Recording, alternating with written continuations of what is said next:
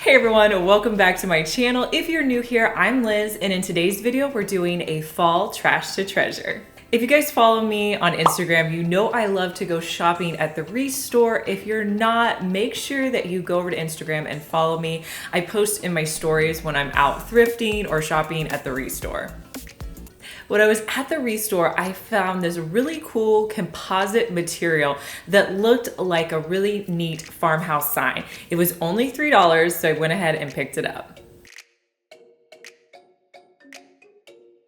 The first thing I did was just clean it off because it was pretty dirty. Next, I went through and filled the holes. I bought this hole filler off of Amazon. I'll link it below for you, but it's actually worked out really well. It's kind of like an all-in-one filler. So you put the filler in and you can use the scraper, and then you can also sand it whenever it's dry.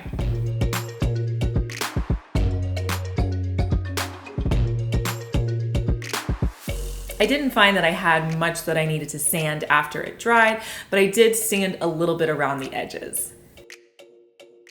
Next, I'm going to use 2 coats of Waverly White Chalk paint on my sign.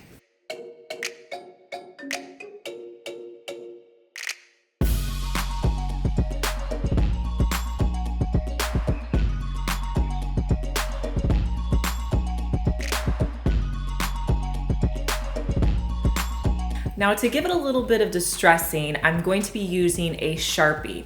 And all I'm going to do with that Sharpie is just drag it along the edge. Now, you will have areas where you mess up and the Sharpie kind of goes on the wood. Don't worry, we're gonna fill those in. So all you need to do when you have that little mess up is just kind of make a little loop up to like on top of the board and fill that in. It's just going to give it character, so don't worry about messing it up. But I went along all of the boards just to really highlight the fact that each of these were individual boards. I wanted to make this piece a sign, and I also wanted to put it in my kitchen. So I decided to write out the words hot apple cider. I thought that would make a cute sign.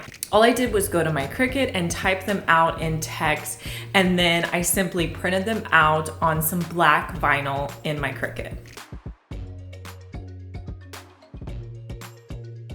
Once I had all the signs printed out, I went ahead and weeded them out, which means you just take off that excess layer that you're not going to be using.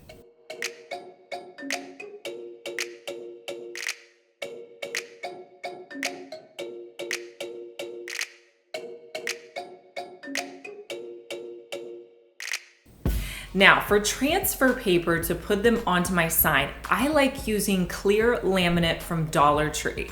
I find that this actually works better than the actual transfer paper that you can buy from Cricut because it doesn't stick too bad, but it sticks just enough to move the sign over.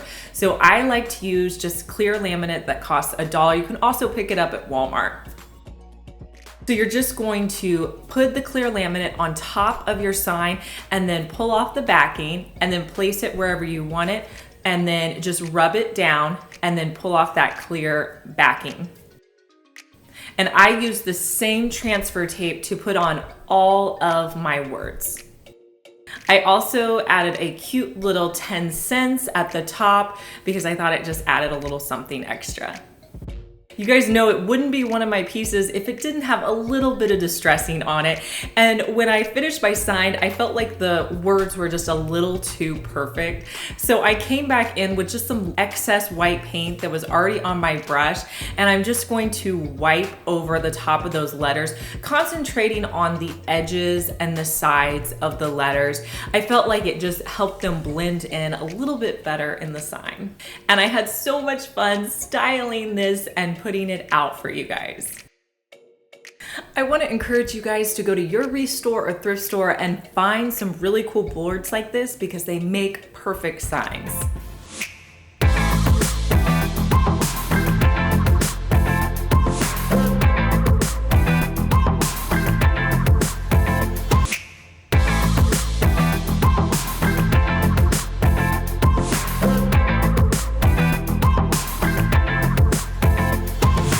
guys know that I love creating inexpensive home decor, but lately I've been saving for some major renovations that I want to do with my home.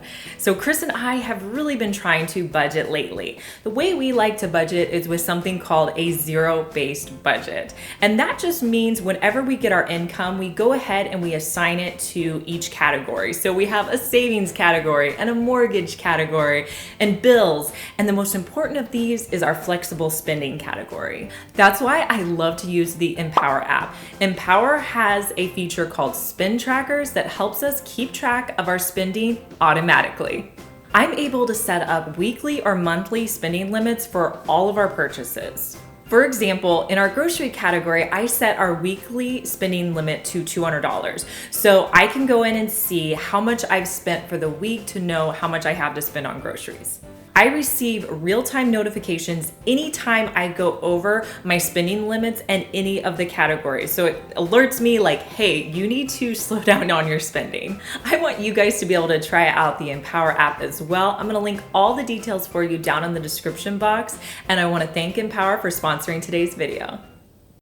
The next project we're going to do is a really cool centerpiece for your kitchen table. I found this long red item and it just screamed centerpiece to me. It was $5, which is a little bit more than I would normally pay, but I've noticed that my thrift stores haven't had as much lately and the prices have gone up slightly. This centerpiece was made from like a plaster material, so I'm gonna start by painting it with 2 coats of Waverly white chalk paint.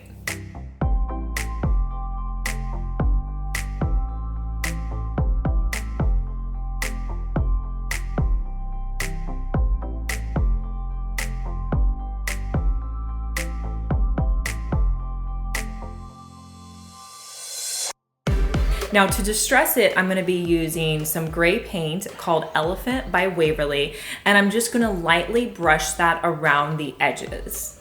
I'm also going to be using some black to distress around the edges as well. Sometimes when you do multiple colors, it gives it more of a realistic look.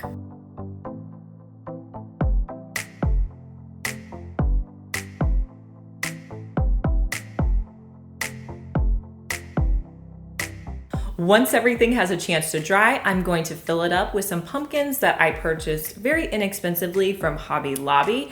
And I like this green color. I use it often in my decor. So I'm just gonna fill it with some white and green pumpkins. Now with any fall centerpiece, I think adding in a little bit of greenery is important. So I'm gonna be using some burlap leaves that you can pick up at Dollar Tree. And then I also have these green leaves. I've had these for a couple of years now. I wanna say that I got them at Michael's, but I'm not 100% on that. I'm going to pull them off the stems and just place them into my arrangement. Now, sometimes with arrangements, you have little holes and you need to add something there. So I have these little pieces of cotton that I got from Dollar Tree stems, and I'm just going to place those around. I also have these mini acorns that Dollar Tree sells as well. I'm just going to put a few of those in my arrangement. And here's a look at my final project.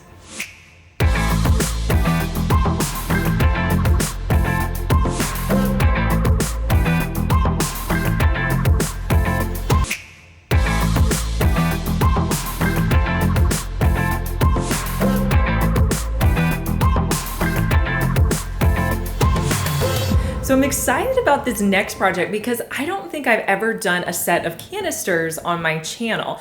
But when I saw these, I was immediately drawn to them. I think it was just the shape and I love them. I don't know, I had to get them once I saw them. They ended up being $3 for both of them total because it was a half price day. So $3 for 2 I thought was a great deal. So I'm going to start off by painting these. So I'm gonna again do 2 coats of white on the base of these with Waverly white chalk paint.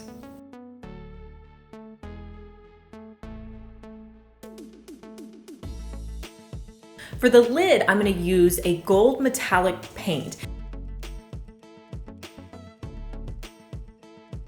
And I started off by kind of wiping it on there, and then I realized that the better technique would be to cut off part of a foam brush, and I'm dabbing it. And so you could use any kind of like sponge, and I'm just going to dab the paint on. That actually gave me more paint on there and worked a lot better.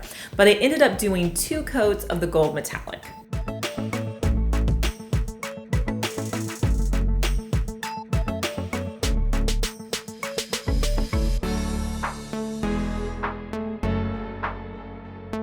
Okay, a new great find from Dollar Tree are these rub-on letters. They are so cool, you guys. They look like something that you printed off your Cricut.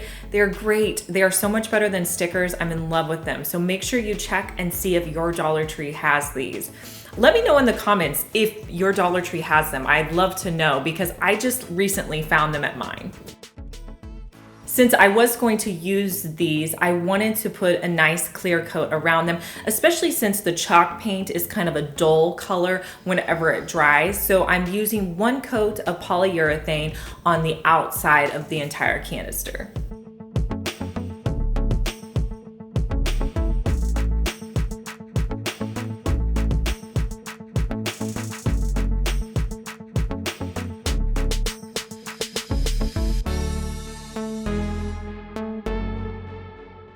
And here's a look at how these turned out in my kitchen.